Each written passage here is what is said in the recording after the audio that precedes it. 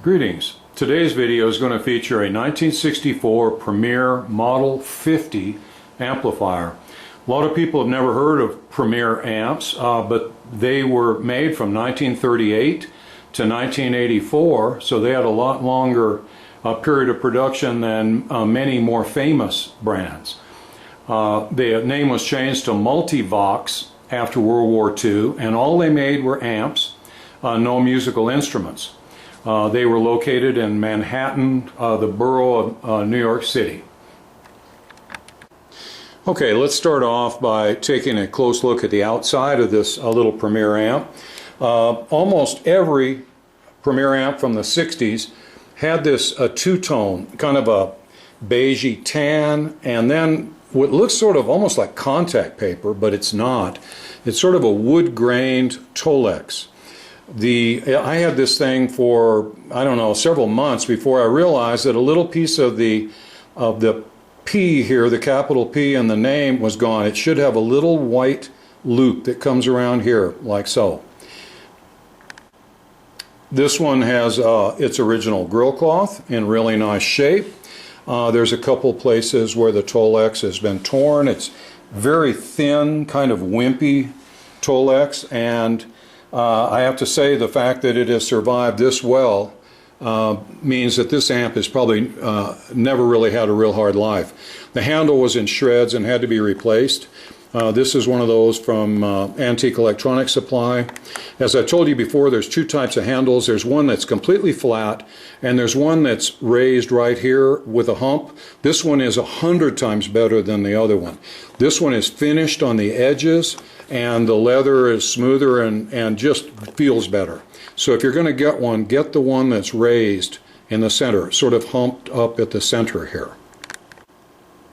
Okay, let's turn it around and take a look at the rear of the amp and at the control panel.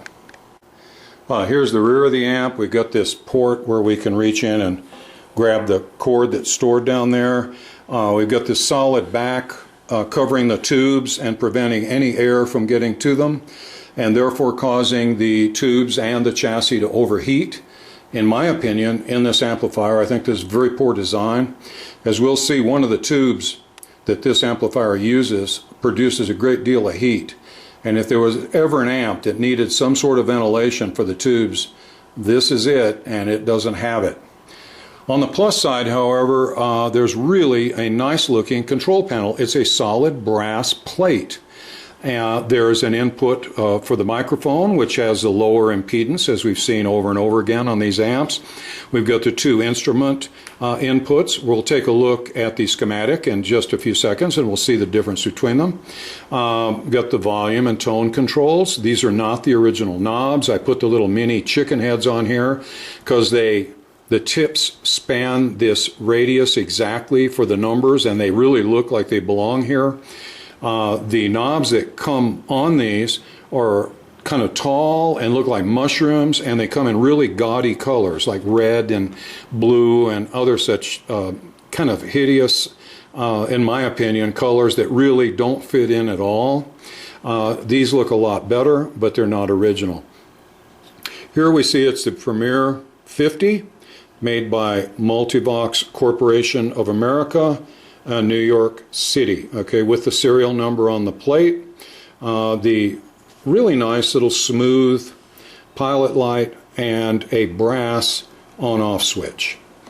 Okay, let's pull this upper back door that offends me no end and take a look inside.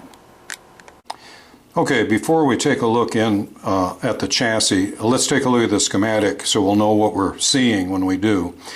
We've got our two instrument inputs here. They're 68K each, and then the microphone input with about half the impedance at 33K.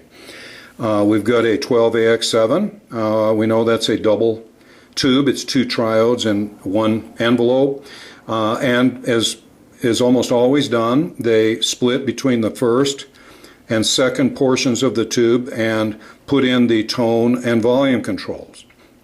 So we have two stages of amplification, and then we'll go into the output tube, which is, and this is a 7591A. Now that's an odd tube. There's people that swear by them and people that swear at them. Anyone who would look at this little amp and think, oh, that's got to be a champ type circuit. No, because as we're going to see, the 7591A is a whole lot different than having a 6V6. Okay, we'll talk about that more in just a second. Down here they show diodes for solid state rectification, but the chassis in this particular amp uses a 5Y3 rectifier. Everything else is fairly commonplace. We've got filter capacitors that are 10, 40, and 40. The original filter capacitors are in place in this amplifier. I don't really see much else to talk about here. The speaker, it's a 8-inch speaker, 8 ohm impedance. We'll take a look in the cabinet in a minute at the speaker. Let's take a look now at the difference between 7591A and a 6V6.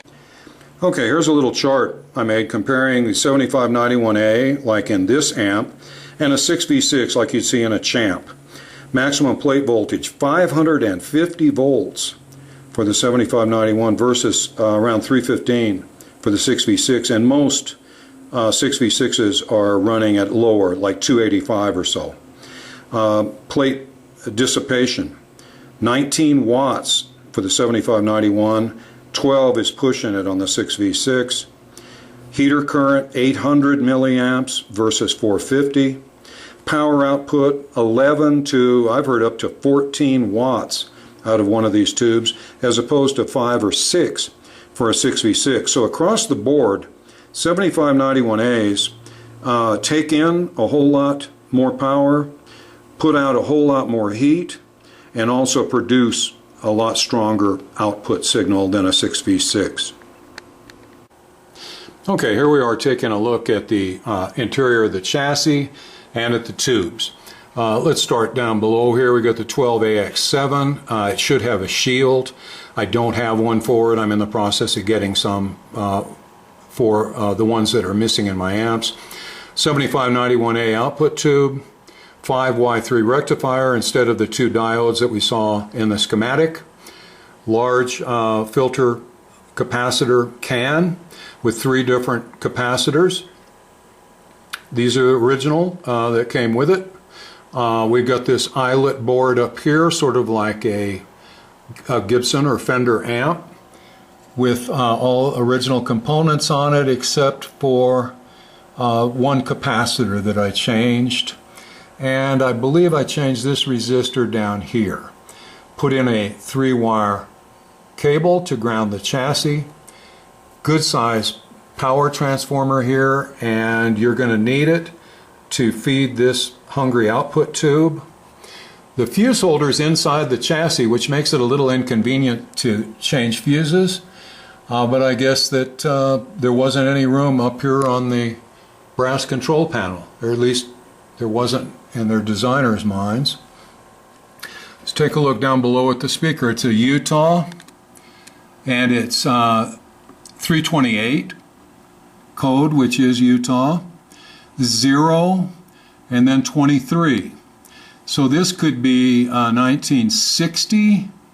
I don't know if this is the original speaker or not, but it looks, I know they used Utah speakers in these, a lot of these old amps, and it could well be.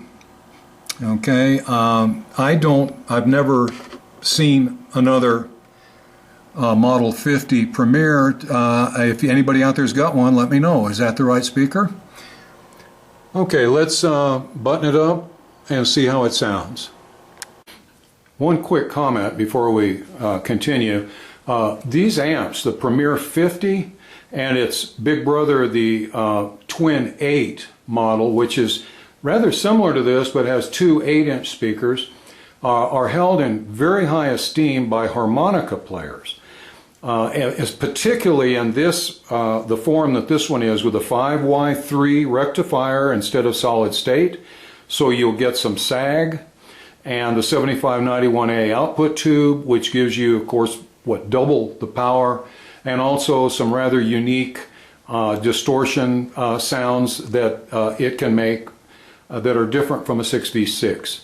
Okay, so with that in mind, let's continue with our sound check.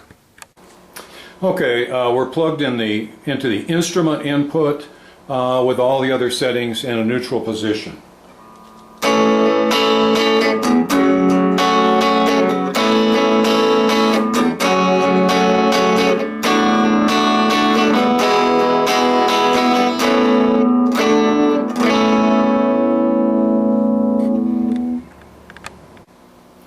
Okay, now I'm plugged in the microphone input that has lower impedance, so I would expect a little greater gain.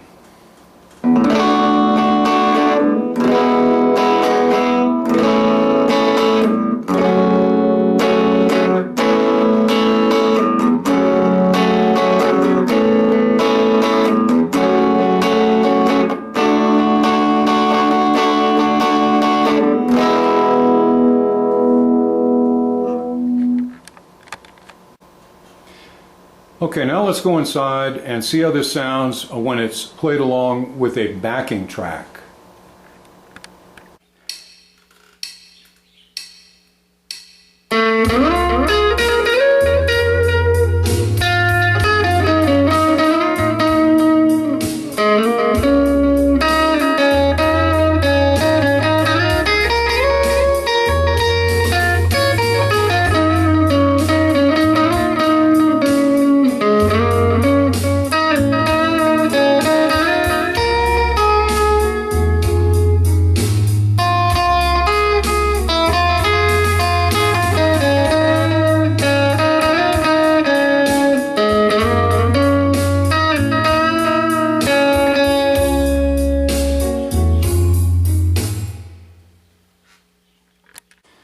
Well, that about does it for the 1964 Premier Model 50 amplifier.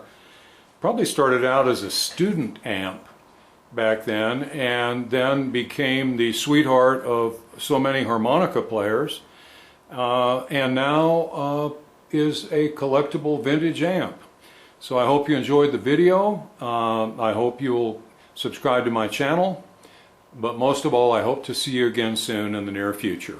Thank you for your time and your interest. Bye.